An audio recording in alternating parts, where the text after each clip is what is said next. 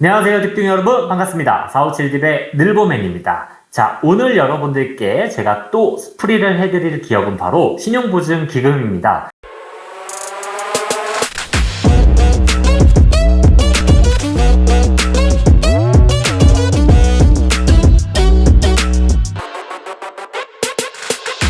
와우.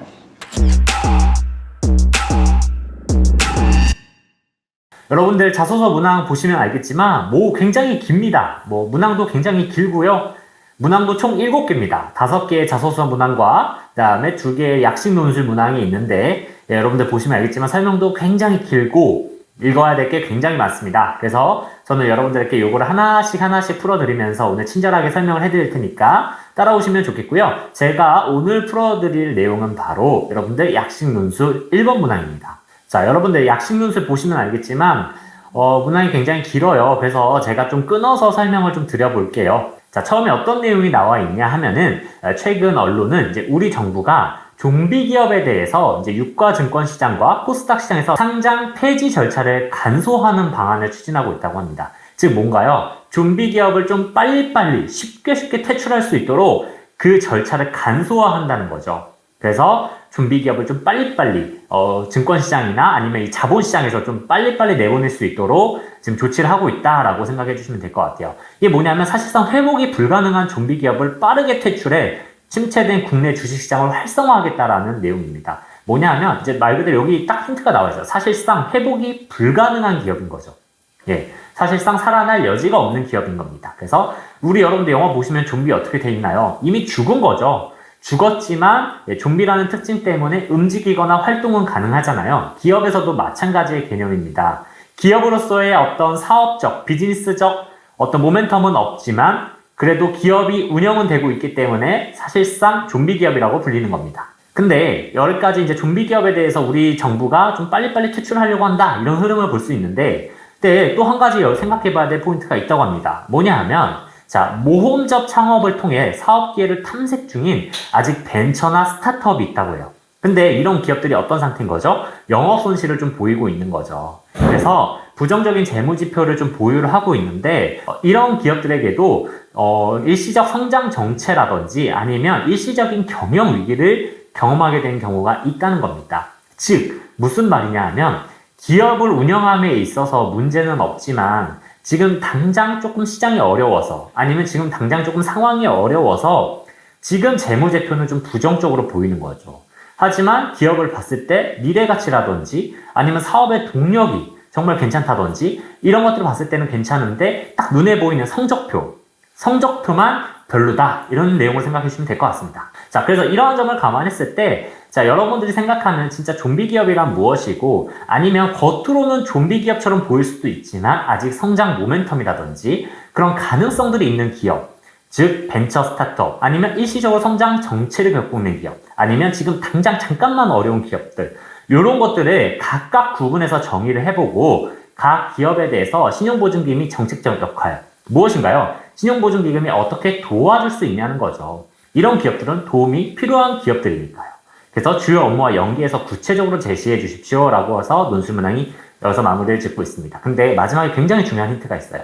제가 나중에 뒤에서 다시 설명을 드리겠지만 여기 주요 업무라고 나와 있는 것들이 있잖아요. 여기에서 신용보증기금이 가이드라인을 어느 정도 준 겁니다. 그래서 이러한 주요 업무들을 통해서 이런 겉으로는 좀비 기업으로 보일 수 있지만 아직 성장 여력이라든지 아니면 아직은 성장할 수 있는 가능성을 크게 가진 기업들은 지원을 해줘라 라는 거거든요. 여러분들 사실은 이 한 개의 기업을 퇴출하는 일은 사실 쉬운 일이 아니에요. 그렇기 때문에 이런 것들을 조금 더 빠르게 진행하고자 정부에서는 상장 폐지 절차를 간소화하는 거고요. 근데 그거를 간소화했기 때문에 지금 성장 도력이나 미래를 봤을 때는 창창한 기업임에도 불구하고 빨리빨리 그냥 퇴출해버리거나 상장 폐지를 시켜버릴 수 있다는 거죠. 그렇기 때문에 여러분들 이 상장 폐지, 퇴출이라는 건 굉장히 신중한 작업입니다.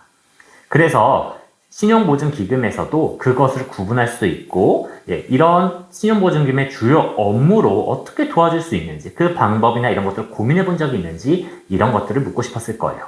그래서 약식 논술 문항이 굉장히 길지만 조금 상황 설명이 길었던 거고요. 자, 신용보증기금이 묻고 있는 걸 제가 한번 좀 간략하게 정리를 해드릴게요.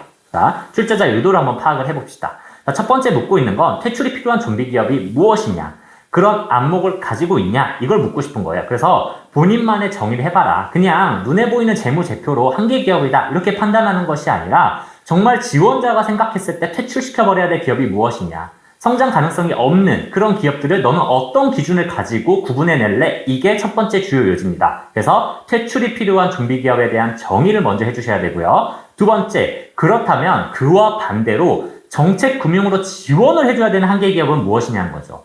지금 재무제표가 안 좋으니까 그냥 지원해주지 말고 퇴출합시다. 이게 아니라 이 기업은 지금은 별로 안 좋아 보일 수는 있지만 아직 미래를 봤을 때는 그 가치나 아니면 기술이라든지 사업성이 굉장히 좋기 때문에 요거 돈 조금만 지원해주면, 요거 저희가 정책적으로 조금만 지원해주면 앞으로 잘 될 텐데요 하는 기업들, 그러한 기업에 대해서 한번 정의를 내려보라는 거죠. 즉 뭐냐면 퇴출시켜야 할 기업과 살려야 할 기업을 구분할 수 있는지 각각 정의를 내려보고 그러한 정의를 내릴 수 있는 지원자를 뽑고 싶다는 것입니다. 그래서 이렇게 구분해 주시면 좋을 것 같고, 대신에 주의할 점이 벤처 스타트업, 정책적 지원이 필요한 벤처 스타트업, 그 다음에 성장 정책위 기업, 그 다음에 경영 위기, 일시적 경영 위기를 겪는 기업, 요거를 각각 구분해 달라고 했습니다. 그래서 요거에 대한 정의도 뒤에서 제가 다시 한번 정리해 드릴게요. 그래서 퇴출이 필요한 좀비 기업과 그 다음에 정책적 금융 지원이 필요한 기업을 단순히 구분하는 것에서 그치지 않고 정말 이 정책적 지원이 필요한 기업들을 신용보증기금이 어떻게 지원을 해줘야 될지 정책적 역할, 즉 뭐요? 신보가 하고 있는 사업을 통해서 그 방안까지 제시를 해달라는 겁니다. 3번에서는 신용보증기금의 사업 이해도까지 같이 묻고 있는 것이죠. 자, 그래서 이렇게 세 단계로 구분해서 작성을 해보시면 여러분들이 아마 논리적으로 기술하실 수도 있고 문항에서 요구하는 바를 하나씩 충족시켜 나가면서 작성할 수 있을 것이라고 생각이 듭니다. 자, 한번 구체적인 내용을 살펴볼까요? 자, 첫 번째, 좀비 기업에 대해서 한번 얘기를 해보겠습니다. 좀비 기업에 대한 정의를 묻는 이유가 뭘까요? 자, 최근의 상황을 보면요. 금융감독원이 화가 났습니다. 왜 화가 났을까요? 작년에 이제 상장 폐지한 기업들을 보니까 어떤 상황이냐면요.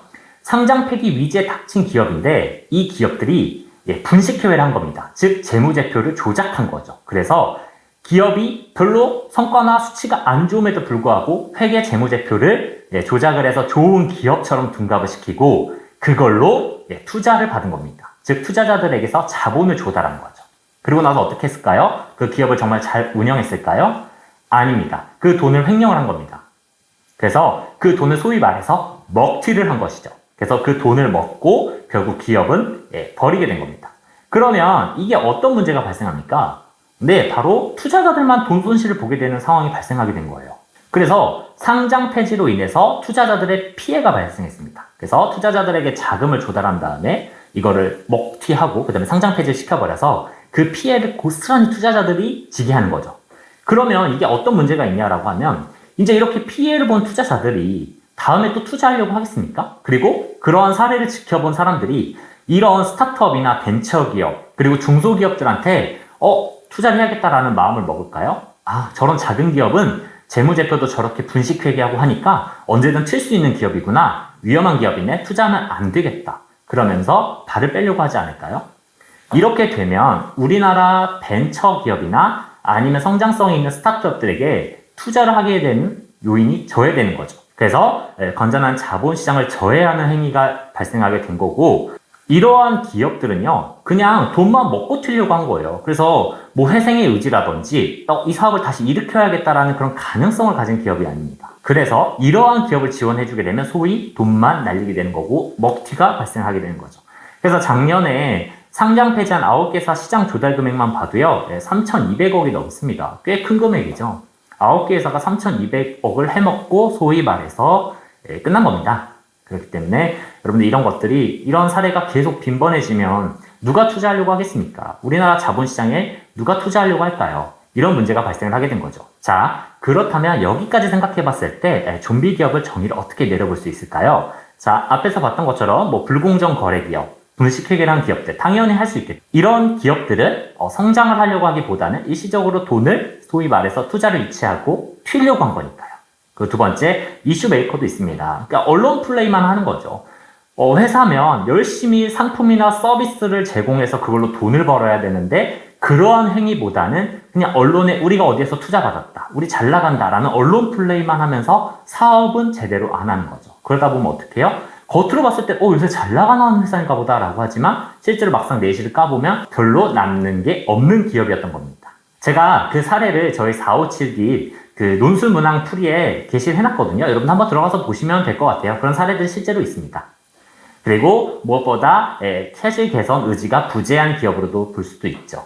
그리고 지배구조가 굉장히 취약한 기업들이 있습니다. 즉 뭐냐면 투자자들이 투자를 했음에도 불구하고 경영주가 자신의 마음대로 회사를 운영하는 겁니다. 투자자들의 방향과 그런 투자자들이 원하는 방향으로 기업을 운영해 주는 것이 아니라 자신한테 유리한 대로, 그 경영자의 유리한 대로 하는 거죠.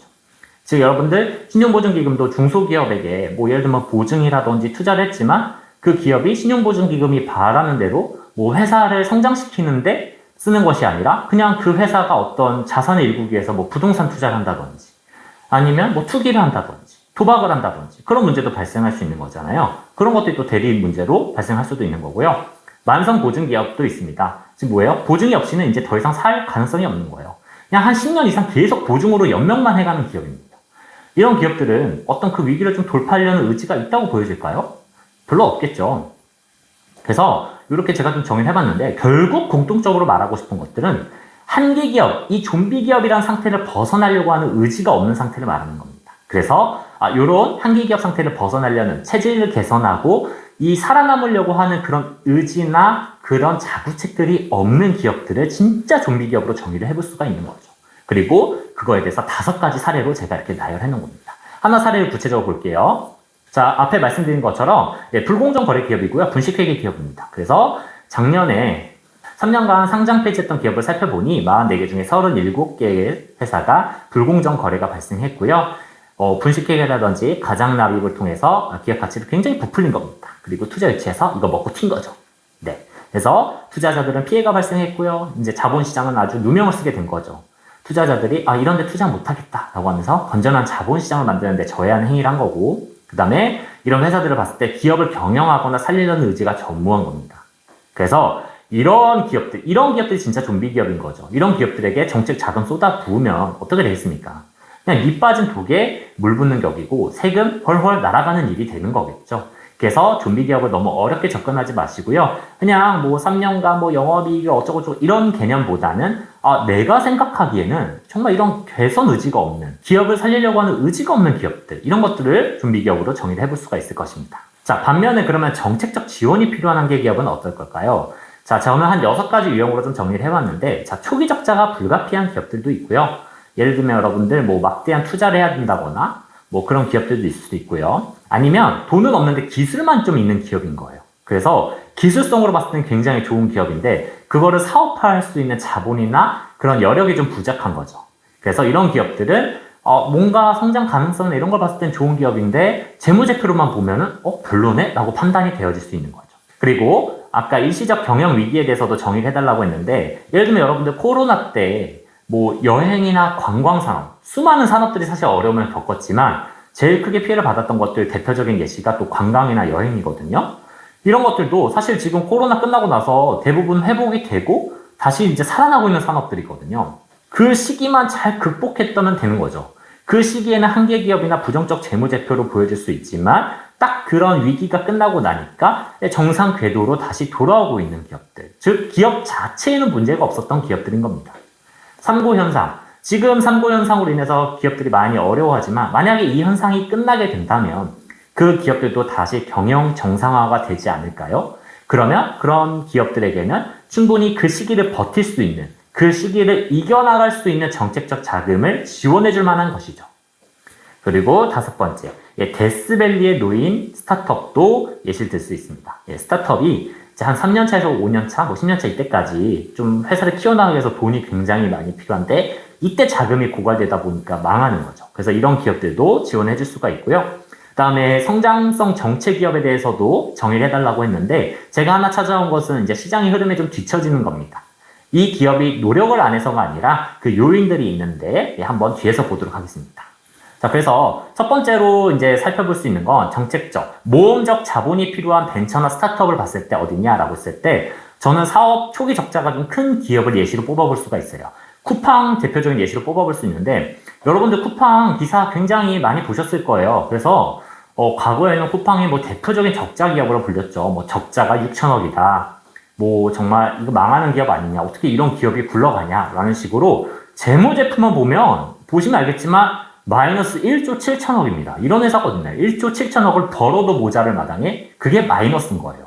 근데 여러분들 지금 쿠팡 어떻게 됐나요? 예, 6,100억이 넘는 흑자를 기록하고 있습니다. 영업이익이 6,100억을 넘어섰습니다. 완전 로켓에 단 거죠.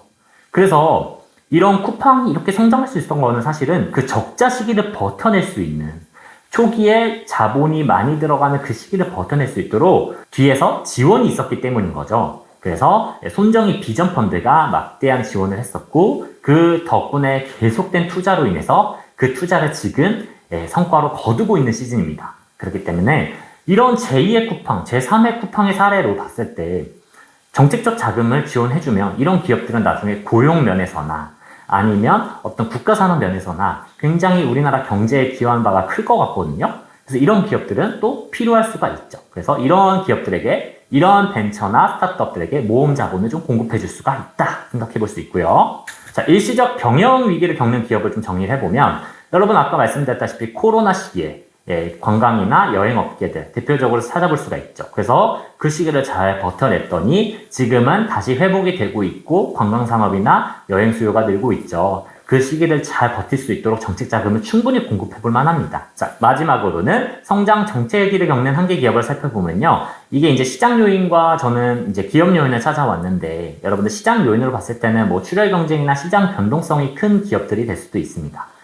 그래서 시장이 너무 경쟁이 치열하다 보니까 이 기업이 더 이상 클 만한 여지가 없는 거죠. 근데 꼭 이 요인이 아니라 기업 자체로 봤을 때도 성장하기 좀 어려운 상황들이 있어요. 뭐냐면 이제 이 기업이 성장하기 위해서는 어떤 인력도 좀 보충이 돼야 되고 자본도 좀 필요하거든요. 그리고 그 기업이 좀 성장하기 위한 전략도 필요한데, 이런 것들을 마련해 줄 수 있는 핵심 인재라든지 그런 인프라라든지 자본이 지원이 안 되고 있는 거죠. 그래서 좋은 사업 모델이나 비즈니스 모델, 그리고 사업성을 가지고 있음에도 불구하고 그 일정 수준을 넘지를 못하는 겁니다. 그래서 이런 기업들도 재무제표나 이런 것들로만 봤을 때는 부정적인 지표를 보여주는 거예요. 분명 성장 가능성이 있음에도 불구하고요. 그래서 성장 정체기를 겪는 기업들도 핵심 역량, 발전할 수 있는 핵심 역량이 좀 부족해서 이런 것들이 조금 더 지원이 되면 성장할 수 있는 기업인데 라고 하면서 이런 기업들에 대한 지원도 생각을 해볼 수가 있습니다. 자, 그래서 여기까지 제가 좀비 기업과 지원이 필요한 한계 기업을 3가지 타입에서 다 정리를 해드렸습니다. 더 많은 예시 보고 싶다면 457D 홈페이지에 방문하셔서 보시면 될 것 같고요. 자, 여기서 끝나면 안 되죠. 지금 한계 기업 종류 알아봤다면 그 한계 기업을 어떻게 지원해야 되냐, 어떻게 도와주냐라고 했을 때 여러분들 그냥 무작정 작성하시는 게 아니라 신용보증기금의 주요 업무와 연결해서 작성을 하셔야 됩니다. 그래서 뭐 초기 적자 기업 같은 경우는 뭐 신용보증을 해줄 수도 있는 거고요. 아니면 기술평가나 이런 것들을 해서 투자를 유치할 수 있도록 지원을 해줄 수도 있습니다. 또 두 번째로는 일시적 경영위기 같은 경우는 여러분들 코로나 시즌에 특례보증 많이 해줬잖아요. 그런 것들처럼 앞으로도 코로나 말고도 또 다른 예상치 못한 위기가 왔을 때 신용보증기금이 중소기업의 구원투수로서 그런 특례보증을 또 시도를 해볼 수가 있고요. 아니면 신용보험 같은 걸로 일시적인 거래 문제를 좀 해소해 줄 수도 있는 거죠. 그리고 성장성 정책이 기업들에게는 뭐 경영 지도를 해줘서 좀 사업 구조를 좀 바꾸거나 그 정체기를 좀 탈출할 수 있도록 지원을 해줄 수도 있습니다. 그래서 제가 보여드리는 건 그냥 간략한 예시고요. 여러분들만의 생각으로 또 여러분들 신용보증기금의 업무를 어떻게 도와줄 수 있을까, 그런 것도 고민해 보시면 좋을 것 같아요. 자, 여기까지 제가 약식론술 1번 문항에서 풀어드렸는데, 여러분들 처음에 이 문항 읽었을 때는 굉장히 당황스럽고 어렵다고 생각하셨을 거예요. 근데 막상 한 줄 한 줄 뜯어서 보면 다 의도가 있고 여러분들에게 묻고 싶은 게 있는 거거든요. 좀비 기업과 한계 기업, 정말 죽여야 될 좀비 기업과 살려야 될 한계 기업 구분해낼 수 있냐, 그런 역량이 있냐, 그거에 대한 정의 내려봐라 묻고 있는 거고, 그러면 이런 기업들 신보가 어떻게 도와줘야 되냐, 신보 정책이나 사업 잘 알고 있는지, 그리고 그런 소양과 자질이 있는 분들인지, 그런 것들을 묻고 싶어서 이 문항을 출제했던 것 같습니다. 그래서 여러분들 하나씩 잘 살펴보면서 작성해 보시면 좋겠고요. 더 많은 예시와 또 여러분들 자소서 약식논술 문항 2번도 있고, 또 이번에 자소서 문항 중에서도 문항이 하나가 좀 바뀌었더라고요. 그래서 그 예시도 궁금하다라고 하시면 457D 홈페이지 방문하셔서 자소서 문항 풀이 게시판 참고해 주시면 좋겠고요. 저는 다음 항목으로 찾아뵙도록 하겠습니다. 안녕.